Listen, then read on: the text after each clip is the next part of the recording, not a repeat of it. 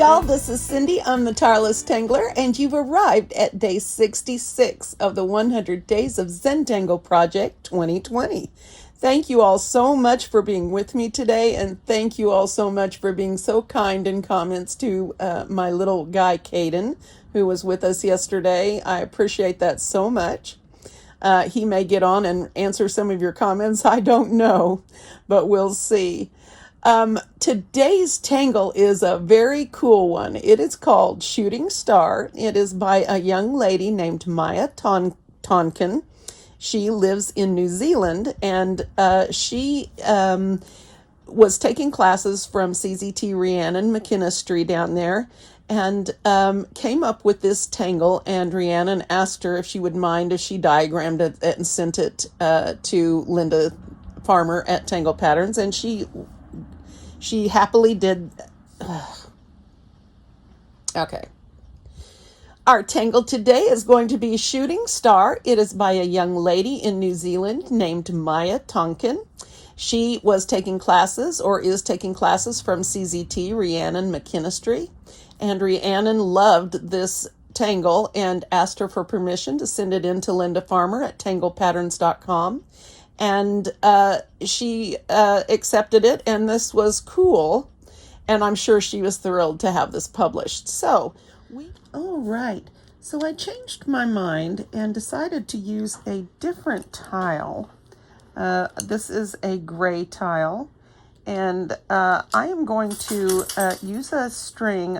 This was a tile I had made for a different pattern and decided to go a different way with, so I have retasked it, so you may see some stray pencil lines here, but it's basically 4 dots and a border.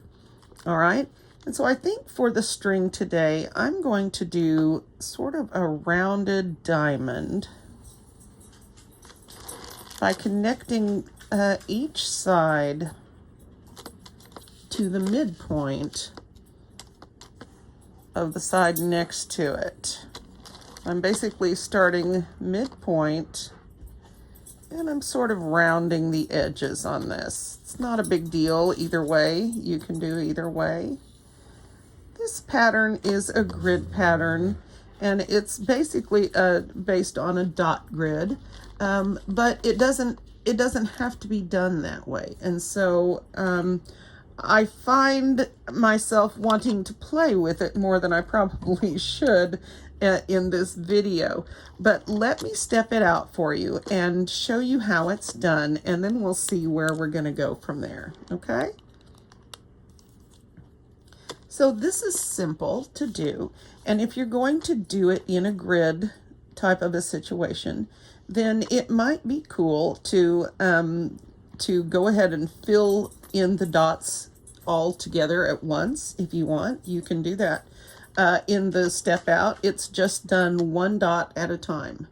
And so I'm going to show you 1 dot at a time, and then we'll see where we go from here. Okay?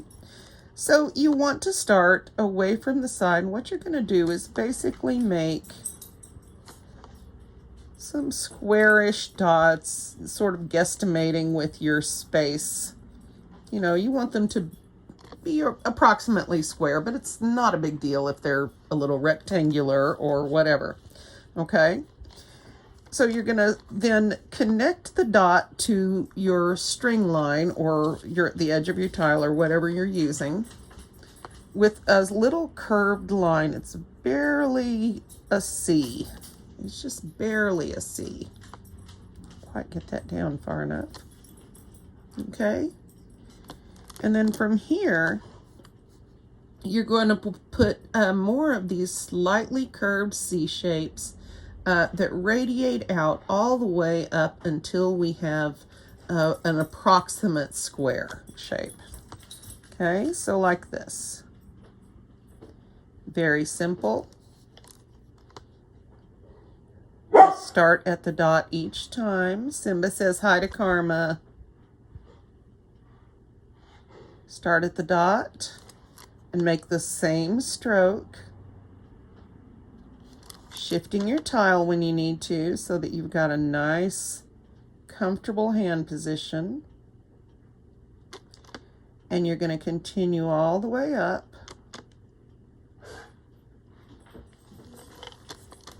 So that you have something like this. It'll be slightly rounded at the top, but you don't want to go crazy. But of course you could go crazy if you wanted to. All right. So next, we're going to come to the next dot, and we're going to do the same thing. And at this point, I'm going to go ahead and put these slightly curved C shapes all along here. And I may do another example of this where I try curling these more and see what that ends up with. So something to think about. And I'm going to go back here and I'm going to repeat. The boys are playing, if you couldn't figure that out already. This would be Simba and Mari. Kaden has gone home. I'm recording, baby. I thought you said my name. I did. I was explaining that you and Simba were playing. I said the boys, and then I explained that I meant you and Simba. And not you and Kaden. Okay? All right. So those are your individual elements. Now the fun part, of course, is how you set them up, or how you put them together. Let's finish this row out. I want you to really get in a zenful place. Make sure that your body's comfortable and relaxed. I know we talked about that. I really want you to focus on it, because this is a pattern where you can easily focus on the single stroke. And that's all you need, is a single stroke.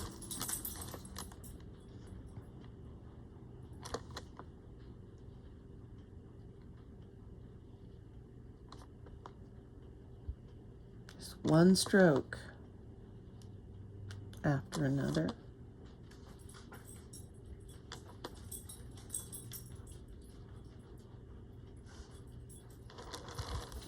All right.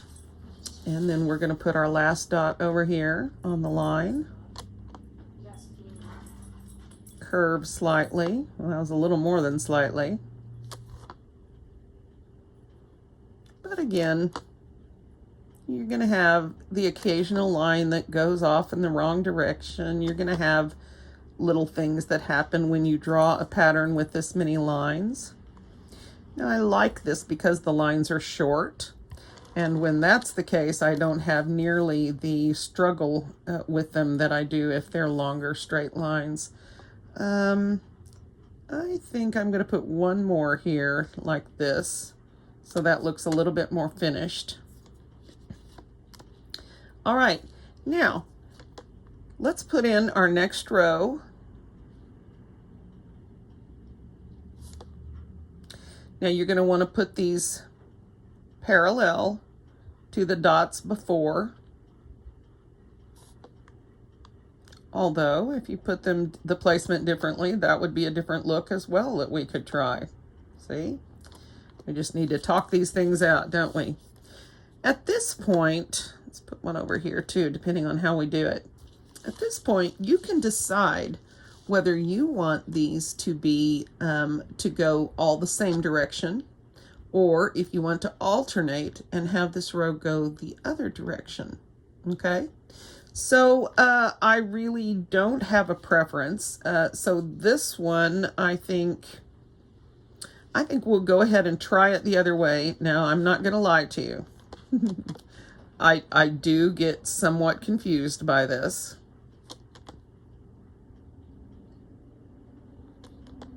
But we're going to try it and see what happens.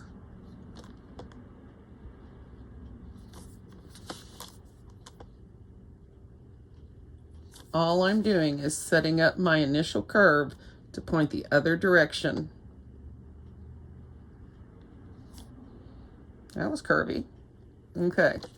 Now I'm going to do the same thing. Start my radiating lines.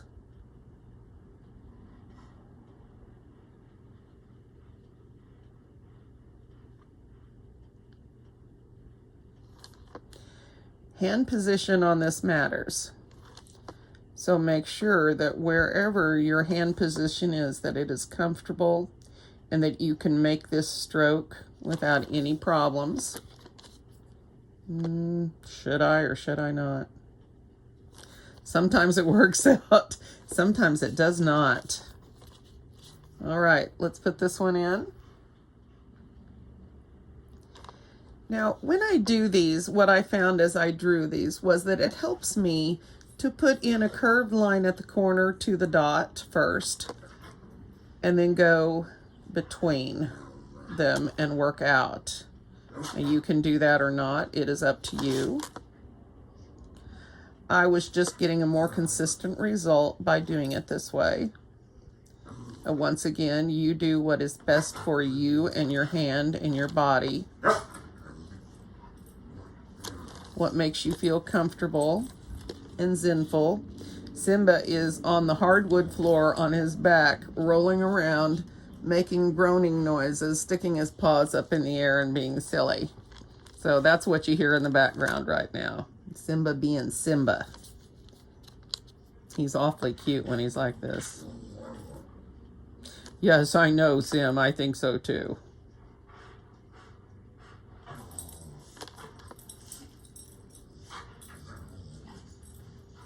One of these days I'll get a video of him doing this. It's funny.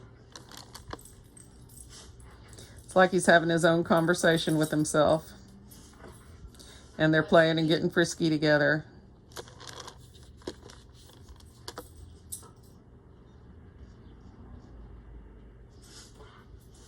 Once again, you do not have to start at the corner like I do.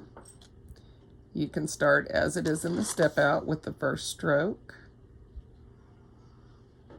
But again, I just find I get a more consistent result like that. And, you know, that's just me. Okay, one more.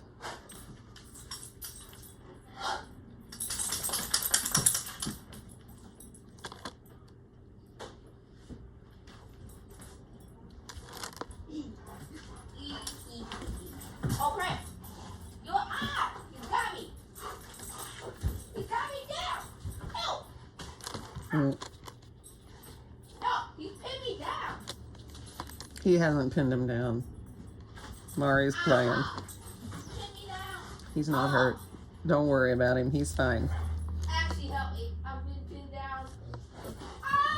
I'm not worried about you, baby. I know you can hold your own. Ouch. Those two boys are so frisky. I don't know what I did over there. Help! And my own special kind of grid there.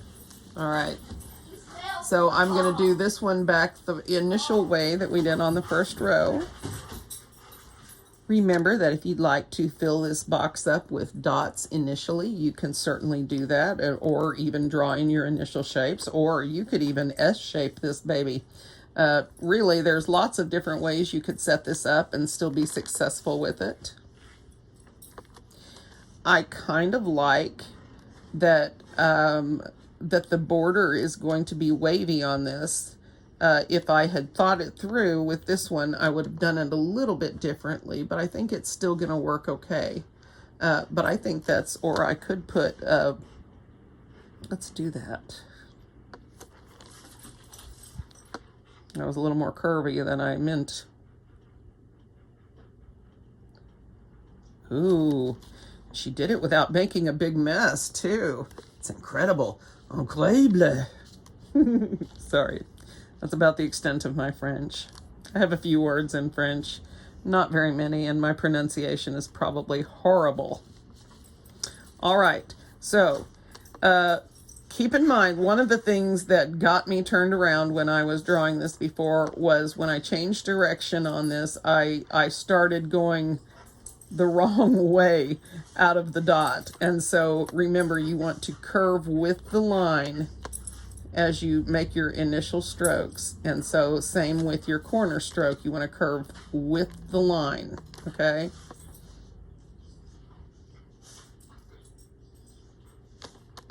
Remember, you just want to try to keep your lines consistent with each other.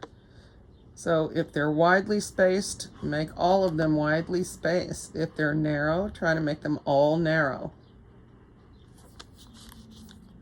There's no rule book for this, or you could play with changing them up and see what happens. It's interesting to play with patterns like this that work in grids. Now, another thing that I have been wondering about is if I could take this out of the grid in some way and make it even more organic, because I feel like it's kind of an organic pattern. It at least reminds me of an organic pattern. I don't get the same trapped feeling while drawing this that I get with some grid patterns, and I frequently do. I get all jittery in my stomach, and if there's blacking, then it's and then I give up in the middle of it because it's just too much blacking, and yeah, that's me. Well, here we go. That looks better.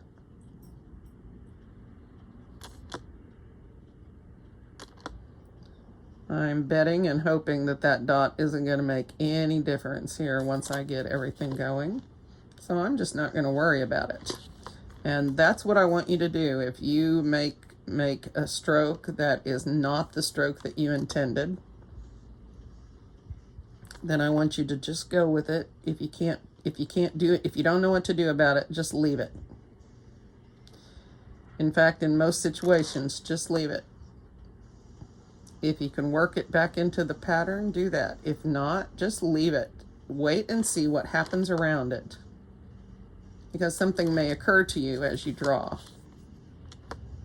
So don't freak out about interesting choices in lines, which is frequently an issue I have. Try to just roll with the flow, focusing on each stroke of the pen.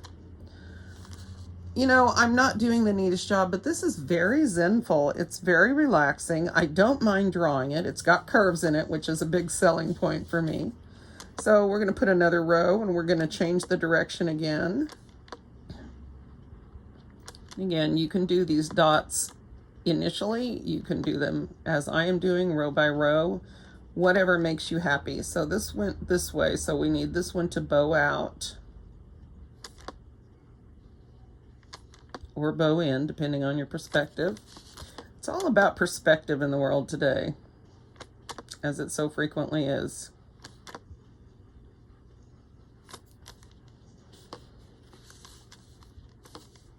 Okay, go with the curve, Cindy. So I'm going to want to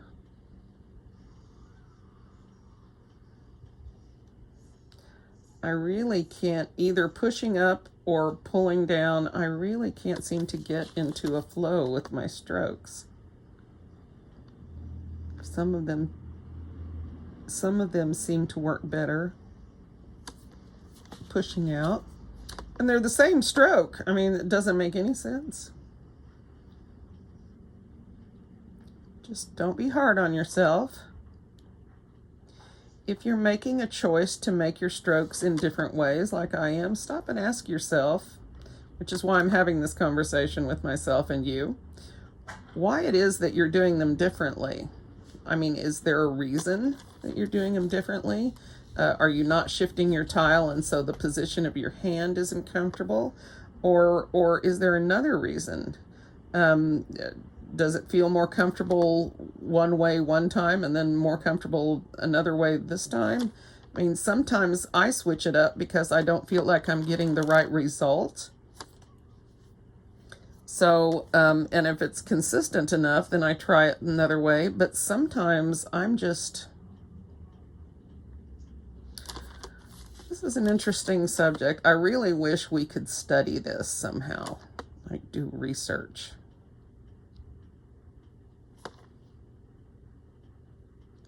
That dot is determined to be seen. And that's okay. Again, I'll remind us all, including myself, that we are not trying for perfection.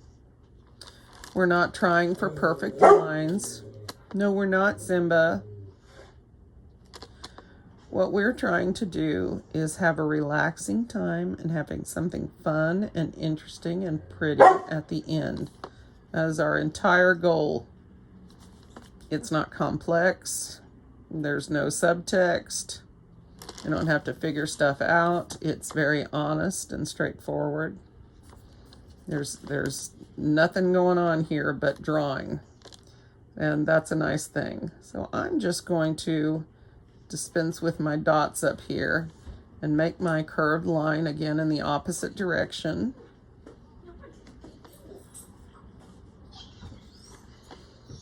Okay.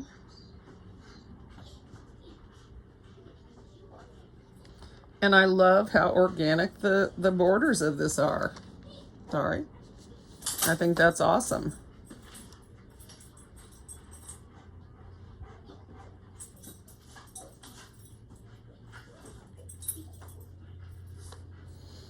I like it. Okay, let's finish up.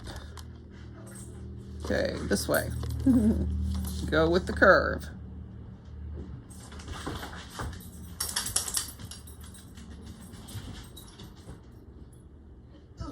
My kid can rile that dog up faster than anybody else on earth.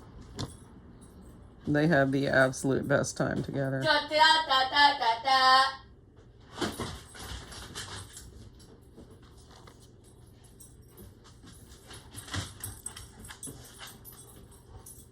I will throw something for Simba to fetch, and he'll just sit there and look at me like, you don't want me to go get that, do you?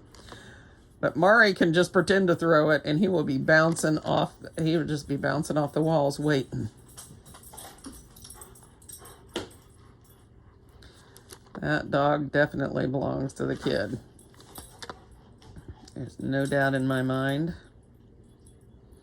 I know Simba loves me, and he is my buddy. But his heart is with the little boys.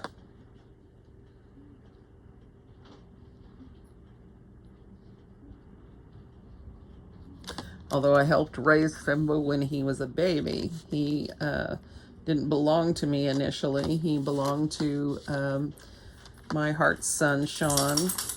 And Sean was Mari's uncle. And when he took his life, he left some kids for me. One of them has 4 legs and fur. And so he had to transition back into a pretty quiet environment with just one kid. It was hard on him, because he was running around free in the country for about 8 months. So that's one of the reasons why we haven't been able to make him, he is a service dog, but he's not a public access service dog, meaning you can't take him in public, because he would chase a cat or a squirrel in a heartbeat, dragging me along behind him or scaring somebody. So, you know, and he's a big dog, so we don't need that. We don't need people calling the police on us again. We have a neighbor that does that. She just lives to see us walking down the street with him. She has the cops on the phone so fast, you make her head spin. I don't know what's wrong with her. He's never done anything bad. He likes her yard because she has a bazillion cats. A bazillion is a lot. I'm being attacked. So, yeah. People are strange about big dogs, about certain breeds, and he is one of those. Mari. What? Uh-huh. My back. Try to play quieter, baby. All right, so don't know how much of that last you got, but then I think I'll add a line down here so that we look more finished. Although maybe I shouldn't have done that.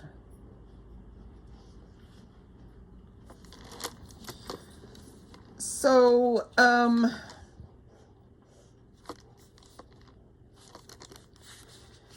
yeah, I don't know if this is where I want to stop or not. It seems like not very much work. So that's good and bad. But what could I do to really make this a complete tile? We definitely add an aura. We could make it a decorative aura to sort of liven things up. But I would sort of like to play with the idea of taking one of these elements, maybe large, and having it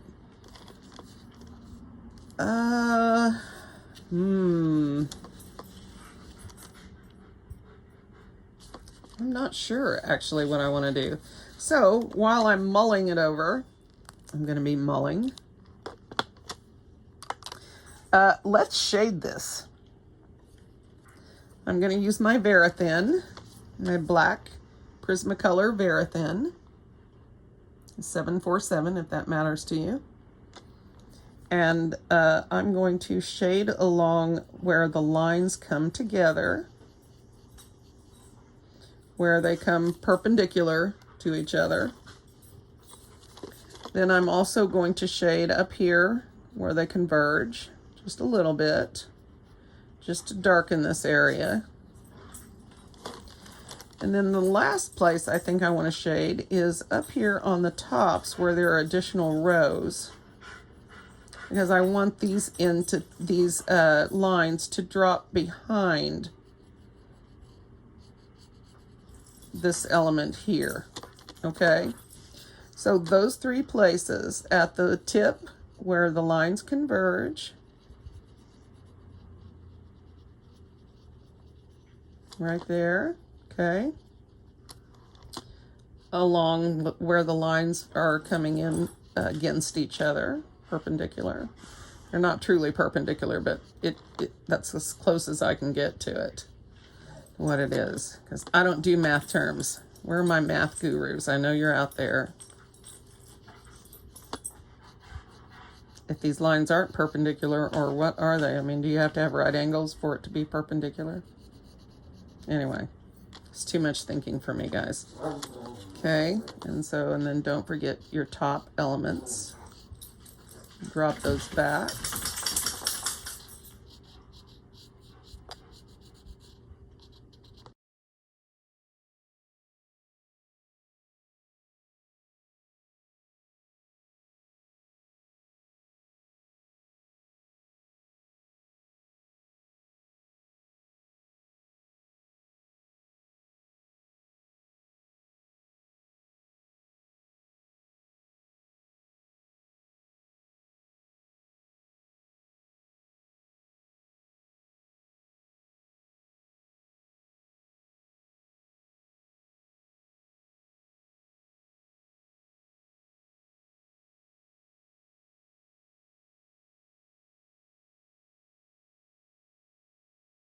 All right. Okay, I like rounding the edges. That's kind of fun. But I'm going to turn it over and do the exact same thing on the next row, of course, going the other direction, where the lines come perpendicular to each other. I'm using that word. I don't care if it's right or not, because you guys are going to know what I mean, where the lines come against each other here. Going to really deepen that. I think I'll do the sides so it'll sort of pillow them, puff them out. And then do the top elements. Oh, I forgot something, didn't I? Forgot something in several spots. Forgot my converging lines. We don't want to bring that down too far. We want to leave a lot of room right here, because since this is a gray tile, haha, white charcoal pencil is going to make an appearance.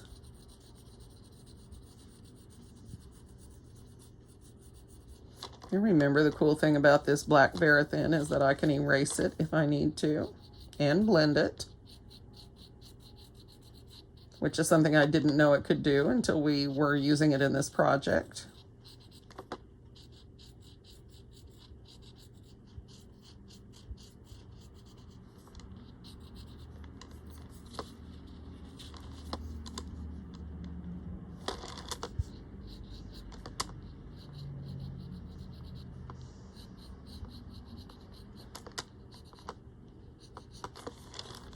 Okay, and even without blending, you can see this makes a huge difference to the coolness of this. Let's blend out these first couple of rows, see what we end up with.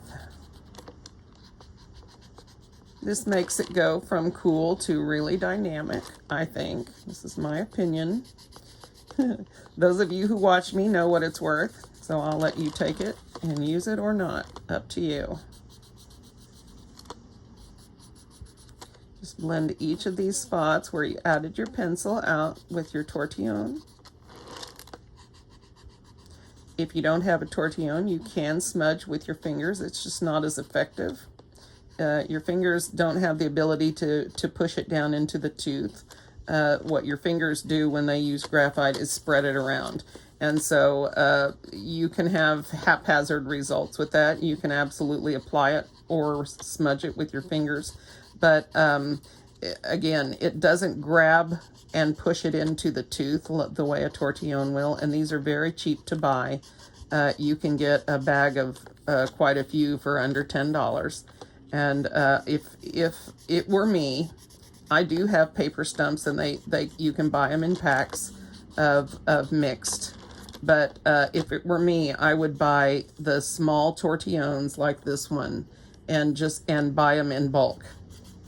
And then you've always got them on hand. And you can clean these, and they'll last a long time if you do it that way. My problem is mine get up and walk out on their own. I have decided that they are sentient beings. They have their own thoughts and feelings about life, and so sometimes they get in snits and they leave me. At least that's what I tell myself. Huh? Oh, I forgot these, didn't I? I swear, Cindy, some days.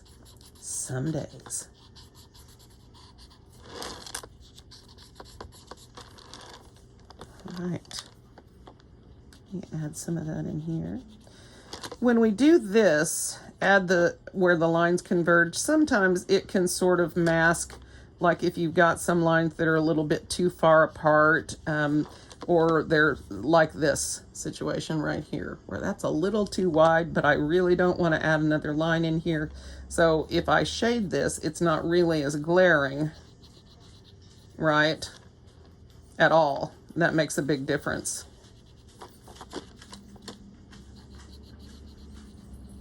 So that's why shading there is a nice idea. It can really help you ignore the things you don't like and focus on the cool stuff.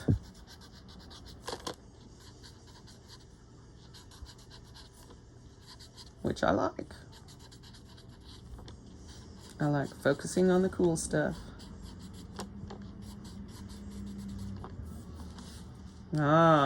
But see what a difference shading makes. This is why we shade in Zentangle, because of this difference. This is cool, but this is dynamic, right? And I will tell you on these, I may even get out my Copic markers for shading. That is something I do not want to demonstrate on the air because I am not very good with them. That is something I'm learning to do. Funny, well, we'll talk about that later. Okay, so I'm going to finish shading this while I think about the edges of this and what I want to do to them, if anything. Because for me,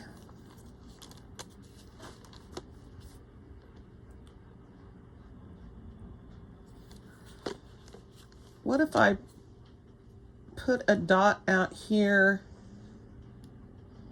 but went large and just used the whole side? But then would that truly be, well, why wouldn't it be?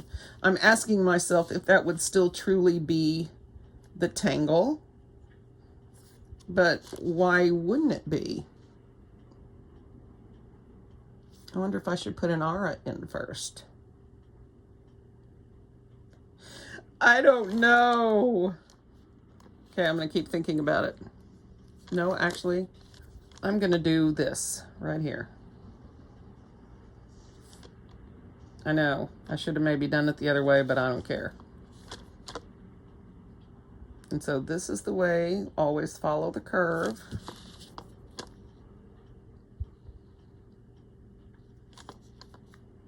I guess I decided to go with no aura. And that's all right. Okay, then I ran out of room. And so this one would go, let's imagine our dot be right here. And so we'd have our center line come right up here. And so then we'll work from that. That wasn't a very good facsimile thereof. It's all right.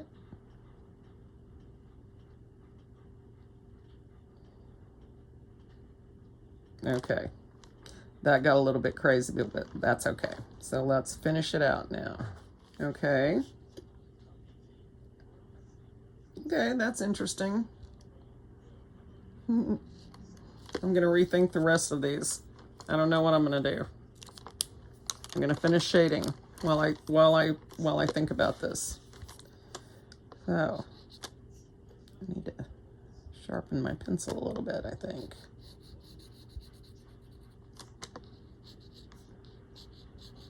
If you don't rotate your pencil while you're shading, you should. It helps keep the tip even on all sides and helps stop the pencil from flattening out on one side so you don't have the sharp point.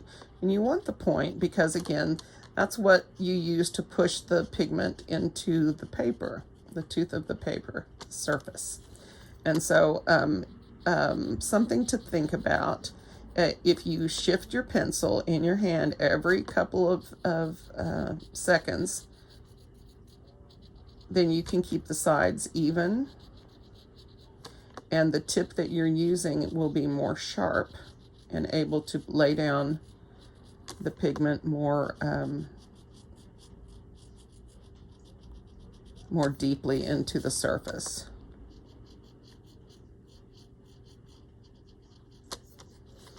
Okay.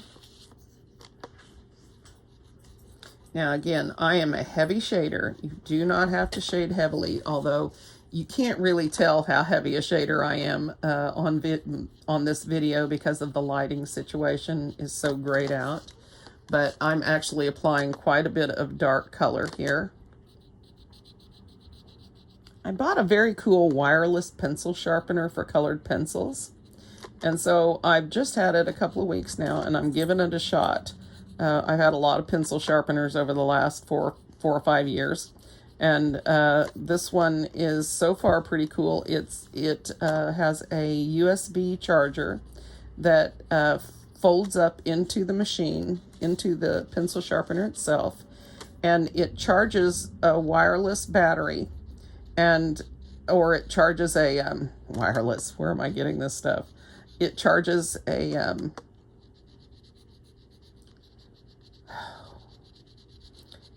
it charges a battery that you can use, and then you unplug it, put the cord back up in there, and it works without electricity until it needs to be charged again. And I was curious to know, well, how long is that going to keep it charged? Because that would be an ideal thing to take on vacation or something. And of course, it's, a regular size pencil sharpener, so it's a top type pencil sharpener. It's not small. But it makes really, really, really sharp points.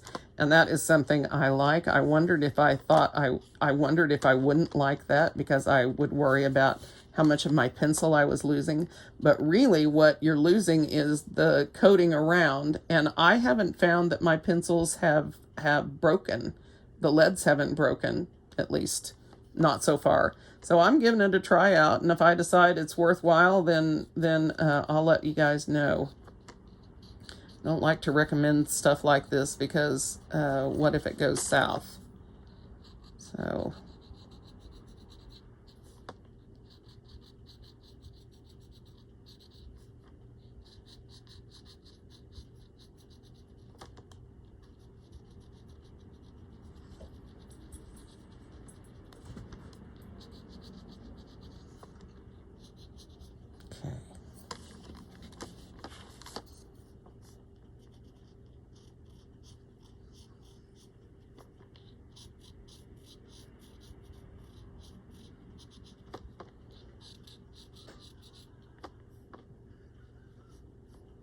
okay.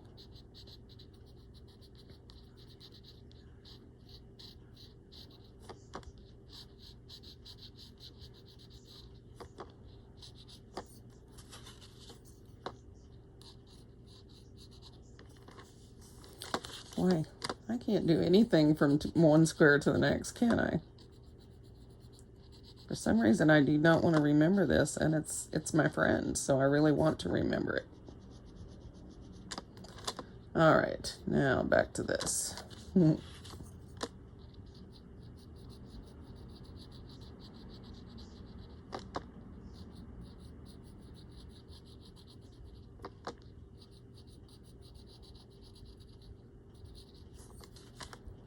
right.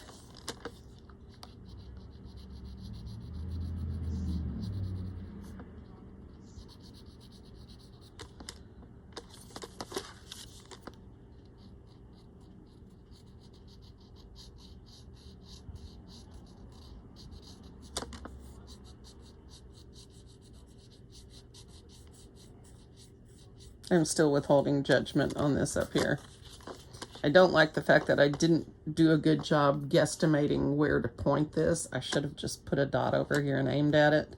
I guess that's something I could do if I decide to do this on any of the other sides. But let's shade it first, withhold judgment like I tell you guys to do.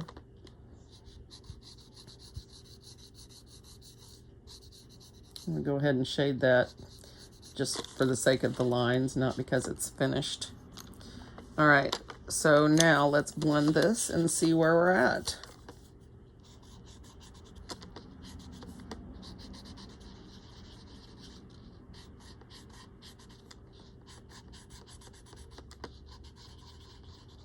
And I know you might be thinking, wow, that's a lot of color that you're putting in there, but really, if you can get over the idea that it's too much, I think you will like the darker shading. It's very dynamic.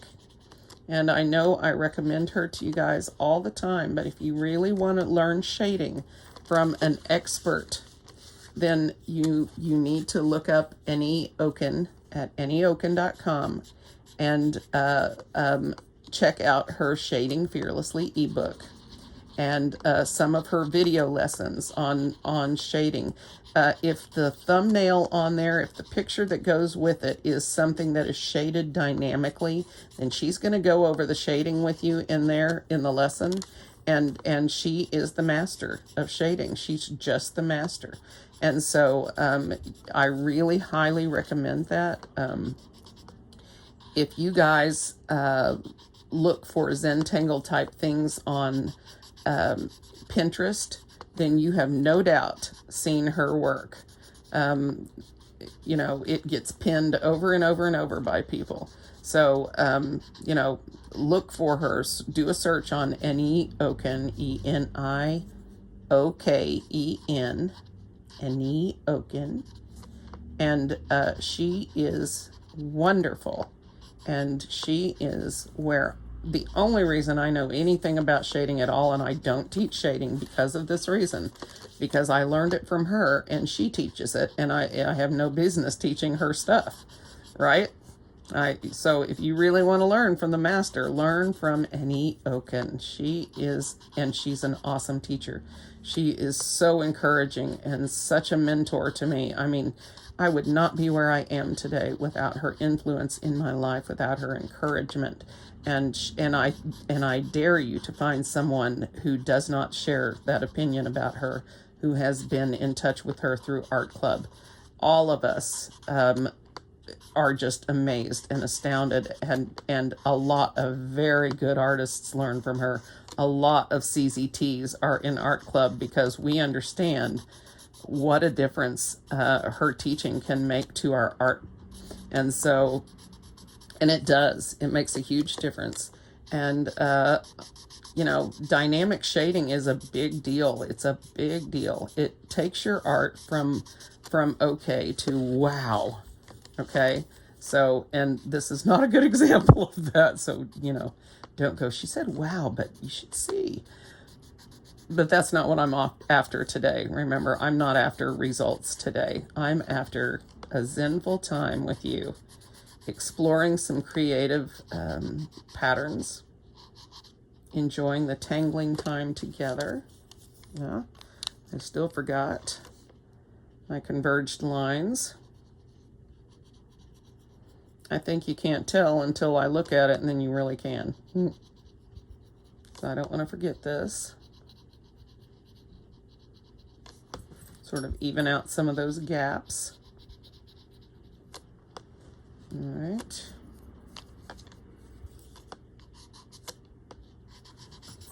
And it's like I said, I may pull out my Copic markers and try shading with those.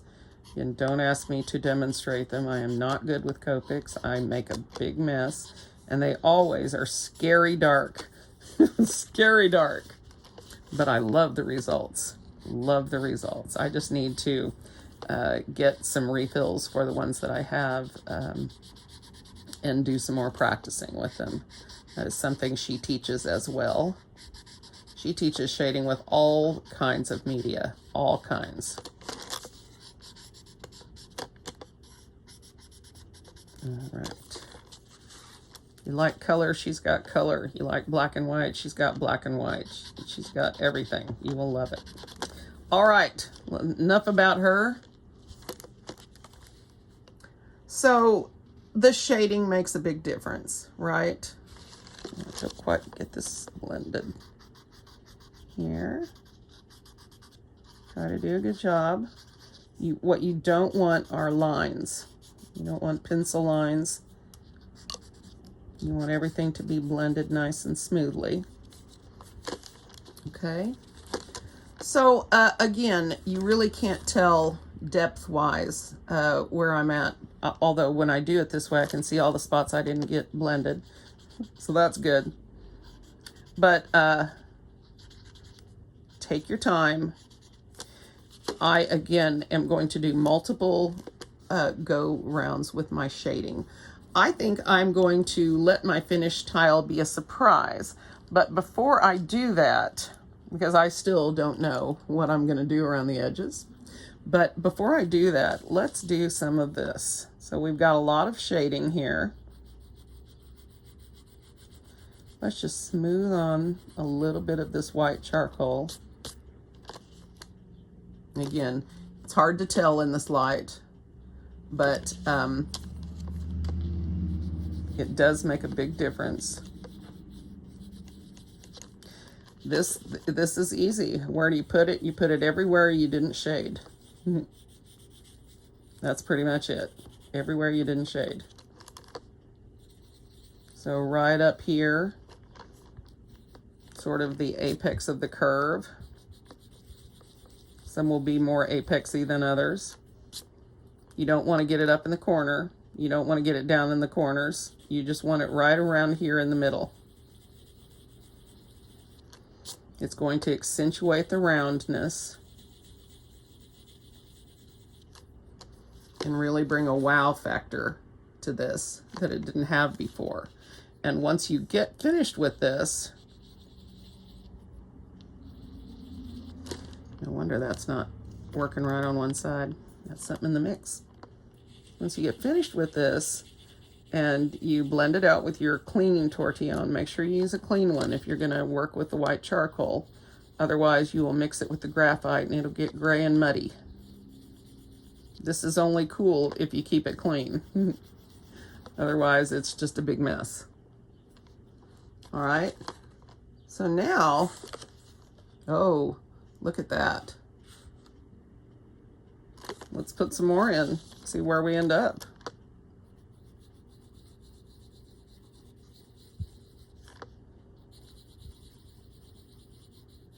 Just gonna do a little partial round highlight there, right on the apex, right in this area.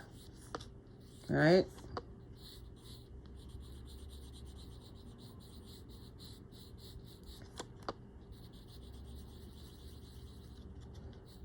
The other reason I like that Verithin is I don't have nearly as much muddy mixing with the charcoal pencil either.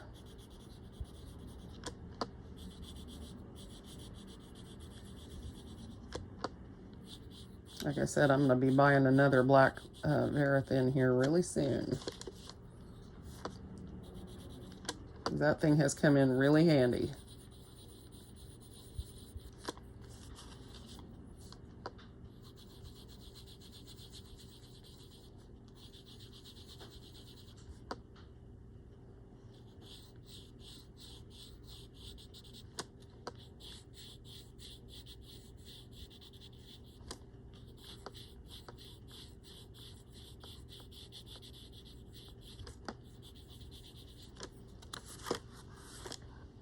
See what a big difference that makes? That's huge. So this is where I'm going to leave you today. This is a really cool tangle. It's very little work, and yet you can do lots of fun things with it. I'm going to keep experimenting with it. I don't know what I'm going to do on the edges of this. If I do anything at all, this will look weird if I don't. But we'll think of something, and I will see you guys tomorrow for day 67. That will be our official 2/3 point, and we will be on our last third of the way home.